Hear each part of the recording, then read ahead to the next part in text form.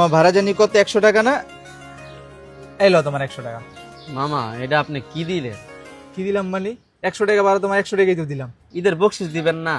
মামা ঈদ আইতে নাইতে বকশিস চাও শুরু করে দিছো। দাঁড়াও দিতেছি। হ্যালো 20 টাকা তোমার বকশিস। মামা ঈদের বকশিস কেউ 20 টাকা দেয়? ঠিকই তো আছে, একটাই তুই দেখে মানি ব্যাগ দাও। এই নেন মামা 500 টাকা বকশিস। ধন্যবাদ ভাবি। আসো।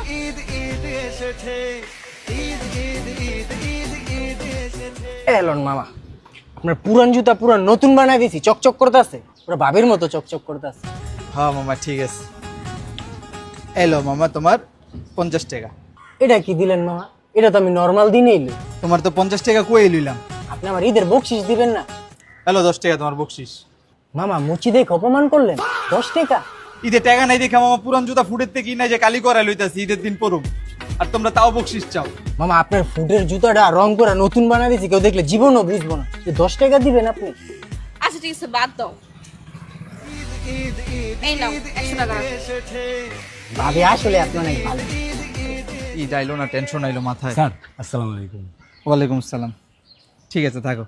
স্যার আসসালামু আলাইকুম। ওয়ালাইকুম আসসালাম, বুঝছি তো, থাকো। স্যার স্যার স্যার কি কি সমস্যা? সালামের মানেটা তো বুঝতে হইবে। ঈদ আইলেই সবাই বকশিসের লিগা পাগল হয়ে যায়, আম করে তো কেউ দেখে না। স্যার আপনারা যদি মুখে বকশিস না দেন তো কেরা দেবে? গরিব মানুষ এমনি।